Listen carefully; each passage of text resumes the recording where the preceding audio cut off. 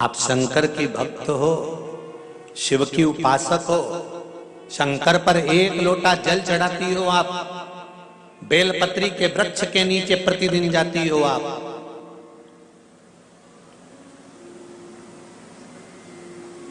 जिस बेलपत्री के वृक्ष के नीचे 64 योगिनियां, 33 कोटि देवी देवता एक बूंद जल का इंतजार करते हैं, उस बेलपत्री के वृक्ष के नीचे आप जाती हो, साधारण नहीं है।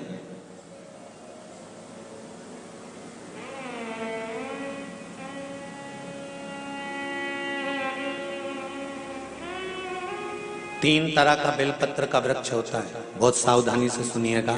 नवग्रह शिव महापुराण कथा हैदराबाद को। एक बेलपत्री का वृक्ष आप खड़े होना आपके घुटने तक होगा,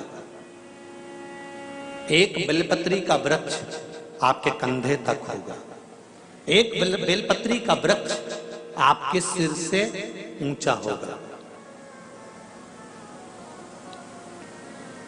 गौरी, कात्यायनी और महालक्ष्मी, तीन बेलपत्री के वृक्ष की अवस्था रहती है। कौन से बेलपत्री के वृक्ष से पत्तियों को तोड़ा जाता है? जम के बोलो जरा, कौन से बेलपत्री के वृक्ष से पत्तियों को लिया जाता है? गौरी से? बोलो जरा। नहीं। कात्यायनी से? नहीं। बेलपत्री की पत्तियों को लिया जाता है महालक्ष्मी से। किससे लिया जाता है? महालक्ष्मी से, जो तुम्हारे सिर से ऊपर हो, जिसकी छाया तुम पर पड़ रही हो।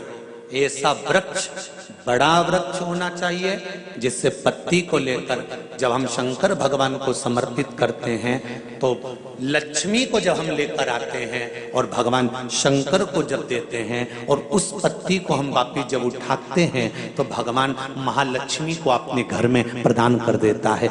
ऐसी वृक्ष से पत्तियों को लेना चाहिए। पर आज के जमाने में लोग इतने समझदार हो गए, बड़े वृक्ष से कौन पत्ती तोड़ने जाए, छोटे छोटे वृक्ष लगे, उन छोटे से वृक्ष में से पत्ती तोड़ ली, छोटी सी पत्ती तोड़ ली। अरे शास्त्र कहता है, यहां तक वर्णन करता है शास्त्र, अगर आपके घर में तुलसी का पौधा छोटा है तो वो कुमार अवस्था का होगा। वो तुलसी का पौधा जब घेर घमोर हो जाता है तब अखंड सौभाग्य को देने वाला हो जाता है। उसमें से पत्तियों को उतारा जा सकता है, उसमें से आप कोपल को उतार सकते हो, उसमें से पत्ती को आप उतार सकते हो। उसी तरह बेलपत्री के वृक्ष में भी जो वृक्ष लक्ष्मी महालक्ष्मी का तुल्य हो, उसमें से आप बेलपत्र को उतार सकते हो। छोटे छोटे वृक्ष की पत्ती को तोड़ना ये उसमें का है जैसे छोटी अवस्था की कन्या के साथ में अपशब्द कहना, ताने देना या उसको आड़ा टेढ़ा कह देना।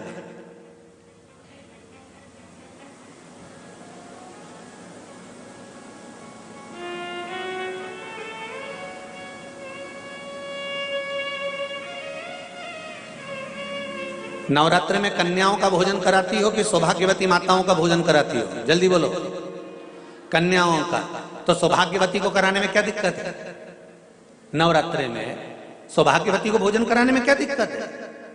पर दुनिया के लोग कहते हैं कि नवरात्रि में कुंवारी कन्याओं का भोजन कराना चाहिए। और जब सौभाग्यवती माताओं का भोजन होता है, सुहागन करते हो, जब तुम्हारे घर में जब सुवासनी करते हो, सौभाग्यवती माताओं का भोजन करते हो, तब कुंवारी कन्या का भोजन कराते हो क्या? नहीं, उस समय सुहागन माताओं का भोजन होना जरूरी है। ये एक अवस्था होती है कि कब कुंवारी कन्या को भोजन कराना है, कब सौभाग्यवती को भोजन कराना है, कब बटुकों को भोजन कराना है, कब ब्राह्मणों को भोजन कराना है, कब ब्राह्मण के बच्चे को भोजन कराना है।